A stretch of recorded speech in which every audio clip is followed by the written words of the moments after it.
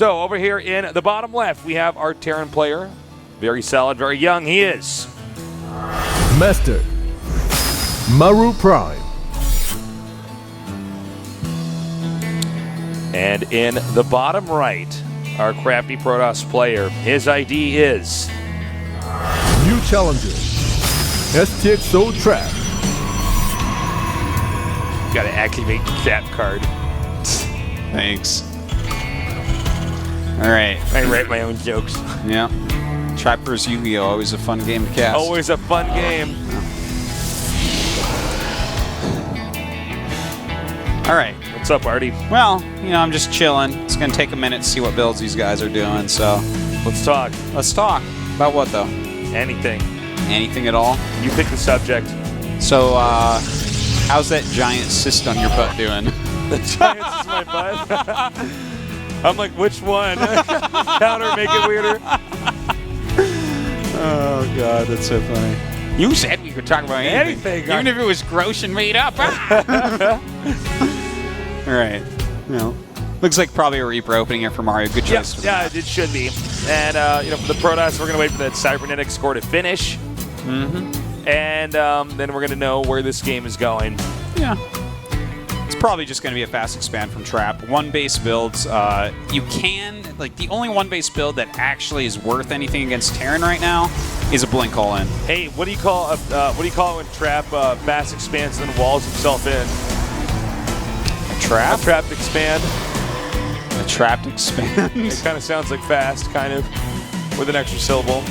Whoa, oh, if you didn't tell me that's what you're going for, I could just nodded and smiled, but here I have to shake my head and kind of grimace. That's okay. Yeah. No, I do it for the kids. Do you?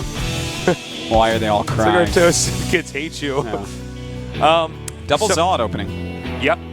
Now, we've actually seen this before and recently as well. Yes. When your opponent actually opens up with a Reaper, and in fact, this looks like it's going to be a double Reaper opening, which is kind of cool. Yeah, double Reaper. But yeah, when they open up with the Reaper, they don't have a lot of units. So to pressure with Mothership Core, Zealot, Stalker, that type of thing, is pretty powerful. And the second Zealot is going to be actually canceled this time.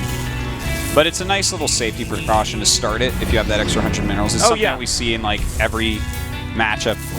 You'll start Zealots early on and then cancel them because you don't really need them. I don't know if it was really worth it for Mario to even put that eBay down this time.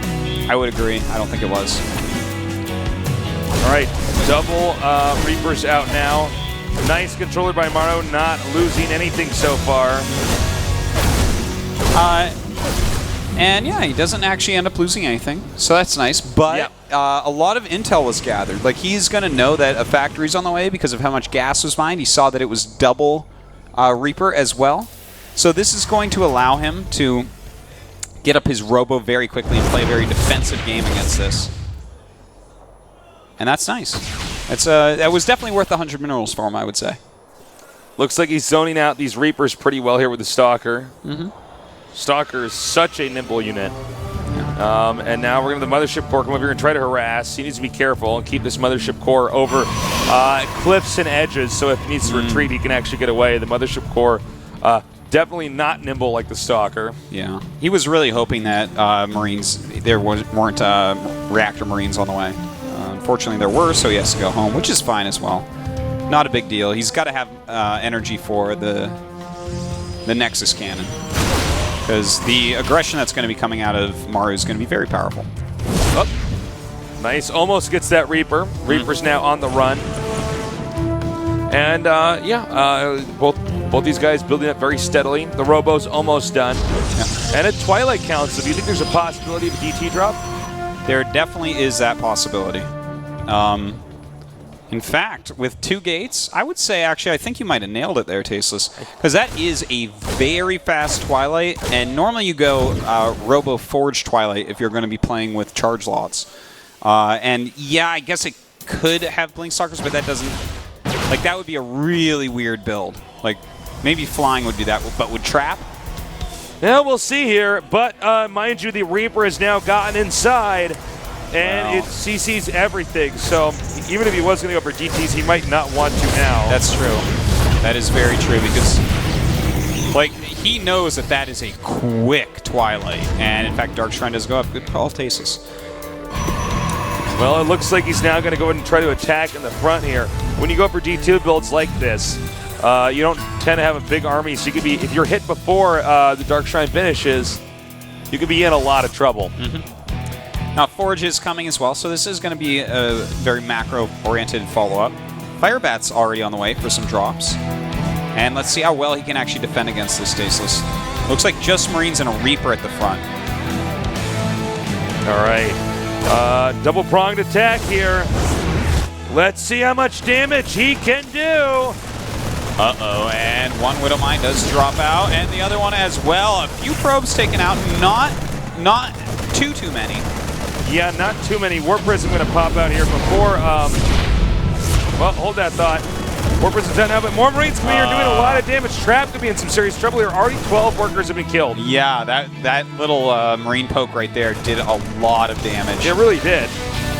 Wow, and you know what? To be honest, the Photon Overcharge on the main was a bit late. Like, that medevac was already out of there. There was no way he was going to kill it. So he used 100 energy to take a little bit of health off of the medevac. But that may have been saying, hey, you are not picking up that second Widowmine. That is mine to kill. So that's the one. That's true. What may be a redeeming factor. Now the Warp Prism's been spotted coming in here. Let's see if the Terran has the defenses necessary. You know, it's only loaded with one. I believe it's a DT in there, but he can warp in plenty more. He certainly Where'd can. it go? And Oh, there it likely is. will. Okay. All right, so the DT going in, and these actually could do a lot of damage, a couple of them, and he has no missile turrets whatsoever, even though he scouted how quick that Twilight was. Yeah, that's weird, and they're only just now coming down here, which is definitely not enough time. And I don't think that was a meta move thinking that he wouldn't do this, because missile turrets aren't that expensive. No, I mean, and you're going to need them anyways later on. Yeah. And the thing is, if we've learned one thing from Protoss vs. Protoss Stasis is even if they see the Dark Shrine itself, even if they see the Dark Shrine itself, it's still worth it to make a DT. Oh, yeah. Well, Mario a little preoccupied here, not actually killing the workers he needs to get. Oh, he's losing so much to these DTs. This is too bad because Mario actually, I think, had a substantial lead. Yeah, I think he was in a good spot after his early harassment. Not a huge lead, but I like the spot he was in. He seems to not be aware that he's right over there, too. Yeah. You know, if Maru just macros... Take out this eBay. That would be Mario huge. doesn't stop him here. If Trap just kind of macros from here... Yeah, he should be fine. Yeah. It's not just about the workers that were killed, guys. It's about how much lost mining time there is. Yeah, and that both are huge. Ooh, that's really cute. The fact of the matter is that he actually stomped all the drops, too. Like, all the new drops didn't do anything to him, the Hellbat ones. They killed very little. And yeah, it's 18 workers killed versus 18 workers killed, but this is much in Trap's favor right now. This is so much in Trap's favor. All right, he's going to try to drop on top of this, which was almost depressing to see. And that's the DT sound effect. When it dies, it sounds like it's got a stomach ache. Yeah. All right, so we do have the Warp Prism on the way, another one, and Charge +2 armor. Of course, the Templar Archives. Getting that third base, all very standard, exactly what you would expect to see. He's going to want to start adding gateways very soon here. He's only got, it looks like, 4 right now. And really, again, that's what he needs to do right now is just macro up and make sure he doesn't die to something that comes. Because if you look at like the upgrades, the unit compositions, the production that Maru has, it's all behind where he should be. It's way behind. All right, so let's see if this medevac drop does any more damage. The pylon did or did not spot that? It did. Did Trap see it, I guess, is the real question. Yeah, that's always the real question. All right, another DT coming up here. Let's see if this drop can do anywhere near as much damage as the first DT assault did. You know, even making him use a mule is not a terrible usage of this. No, not at all. All right, another drop here. He needs to go for the workers, though. Yeah, this is his chance to really start coming back. And, ooh, very nice shots right there. Quite a few killed, actually, but 3 the DT... kills, 4 kills. Yeah, the DT actually doing a lot of damage. But you know what, that Hellbat drop, that's the way you come back right there, Tasteless. Oh, yeah. Look at that. Much closer, once again, bringing up that SCV versus probe kill count. Of course, on both sides. All right, Protoss is now walling himself in. You might want to get 1 to 2 cannons over there at his expansion. His third base, I mean. Since Hellbat drops are an inevitability at this point in time. Definitely has to watch out for that. And, you know, I want to see pretty soon here Colossus Tech going up. Not too soon. He doesn't have to do it right away upon taking the third base, but I'd like to see it coming up because that's the one way to really make sure you can't die.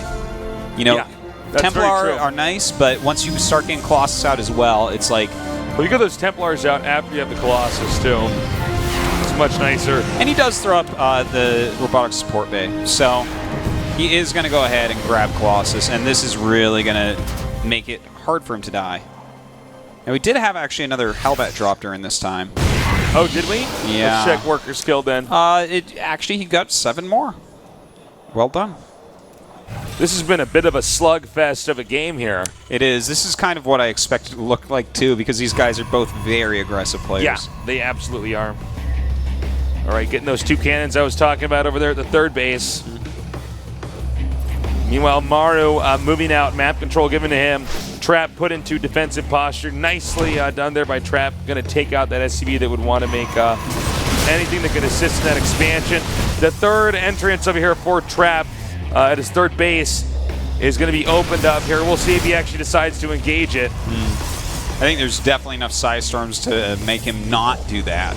If he does walk through there, man, I mean, a Time Warp, a few Force Fields, a couple Psy Storms, and he's going to have such a hurt army. In fact, even using feedbacks, knowing that it would be just too dumb for Mario to run through this hole and attack. Nice wall up there. Except for that one Marine. All right, here comes the army now, stimming and running into the front here. I don't know if this is a good idea for him either, though. Oh, looks like he wants to do it, and this is a much better area than the last area. But still, he's got to be very careful. There's a lot of Psy Storms still left. Yeah, I think Protoss should have enough here. Yeah. As long as he regroups again. Looks like he does, as long as he keeps that macro up, and he is doing so. Whoop, not quite paying attention there. Mario regrouping now. Medivacs here to heal up. Most of them almost out of energy. Well, Maru, you know, he just keeps rallying across. At this point, we've actually failed to mention this because it's been pretty back and forth here with all the aggression all over the map. But the third orbital is not even done morphing yet. This is an incredibly late third for TVP. His aggression isn't, I don't want to call it on, but in a way it is. Like, he has to get some sort of damage done because Trap is pulling well ahead with the third base up and his upgrade's still going. Uh-oh, feedback could be dangerous.